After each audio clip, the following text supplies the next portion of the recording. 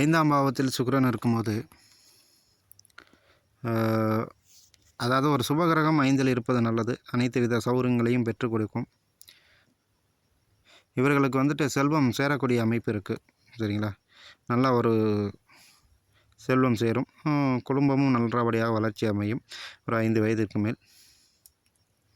மாமாவுக்கு அரசு பணி அப்படி இல்லைனா வங்கியில் வேலை செய்கிறது, சொத்து வசதி, பண வசதி எல்லாமே உண்டு. கால்நடை வளர்த்த குடும்பமாக இருக்கும். அதுவும் பசுமாடு வளர்த்த குடும்பமாக இருக்கும். அப்படின்னா காளை வளர்த்த குடும்பமாக இருக்கும். ரிஷப வீடு வந்தால் காளை வளர்த்த குடும்பமாக இருக்கும். இவருடைய அத்தை, மாமியார் இவரெல்லாம் வசதி வாய்ந்தவராக இருப்பார்கள். அம்மாவும் அதே போல் வசதி வாய்ந்தவராக இருப்பார். 2 பெயர்கள் இவர்களுக்கு உண்டு. இவர்களுக்கு வந்து புத்திரர்களால் நல்ல ஒரு மகிழ்ச்சி உண்டு. சரியான வயதில் புத்திரர்களுக்கும் எல்லா சுப நிகழ்ச்சியும் நடக்கும். 5ஆம் பாவத்தில் சனி இருக்கும்போது ஜாதகர் நீதிமான். ஜாதகர் குழந்தை ரொம்ப அழகாக பிறக்கும். ஜாதகருக்கு திருமணம் நடக்கும். சரிங்களா? 5ஆம் பாவத்தில் சனி இருக்கும்போது தாய் மாமாவுக்கு வந்துட்டு தொழில் ஆர்வம் அதிகமாக இருக்கும். சிறு வயதில் கஷ்டப்பட்டவராக இருப்பார்.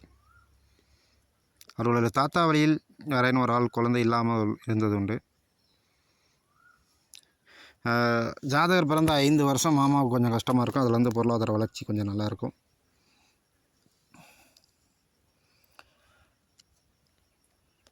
வயது கடந்த திருமணமாக இருந்திருக்கும் தாய் மாமாவுக்கு. அதே போல் பார்த்திங்கன்னா தாய் மாமாவுக்கு சிறுநீரக பிரச்சனை, பொருளாதார திட்டமிடல் அப்படிங்கிறது அவருக்கு குறைந்த எண்ணமாகவே இருக்கும். ஏன்னா சனி வந்து தாமதக்காரகன் என்பதனால். மற்றபடி எல்லாமே அவர்களுக்கு நல்லபடியாகத்தான் நடக்கும். சரிங்களா?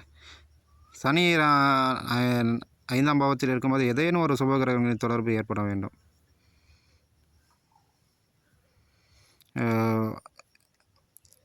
திருமணத்தின் போது இவர்களுக்கு ஒரு சில கஷ்டங்களை சந்தித்து திருமணம் செய்பவராக இருப்பார்கள். 5ஆம் பாவத்தில் ராகு இருக்கும்போது ஜாதகருக்கு வெளியூர் வெளிநாடு படிப்பு சார்ந்தப்பட்டு வெளியில் போவதற்கு வாய்ப்பு உண்டு. 5 வயதில் வரை கவனமாக பார்த்துக்கொள்ள வேண்டும் குழந்தையை. சிறிய நடிகர்கள், குறும்படம் இருப்பவர்கள் எல்லாம் 5ஆம் பாவத்தை சம்மந்தப்படுவார்கள். இவர்களுக்கு எப்போதுமே வந்துட்டு மருத்துவ குணம் எப்போதுமே நன்றாக இருக்கும். இவர்கள் குடும்பத்தில் யாரேனும் ஒரு ஆள் வந்து இரட்டை பிறவியாக இருந்திருப்பார்கள்.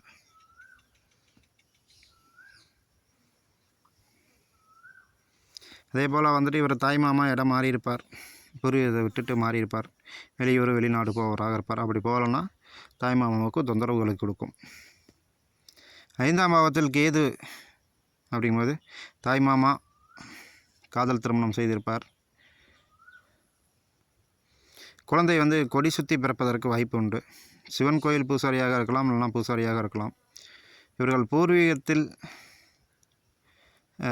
இருக்க முடியாது, ஏன்னா அது தொந்தரவு கொடுக்கும். மருத்துவ குணமுள்ள குழந்தை. 5 வயதில் ஒரு விரிசல் உண்டு. 50 வயதிற்கு மேல் நல்ல ஒரு பெரிய வளர்ச்சி உண்டு. மாமனுக்கு காதல் திருமணம், இல்லை மாமன் அவர்களுக்கு குடும்பத்தில் காதல் திருமணம் வரும். இவர்கள் வந்து சட்டம், ஜோதிடம், அக்குபஞ்சர், மருத்துவம் இது போன்ற விஷயங்களில் ஆர்வமாக இருப்பார்கள். நன்றி நேயர்களே. அடுத்த ஒரு அற்புதமான பதிவில் பார்க்கலாம்.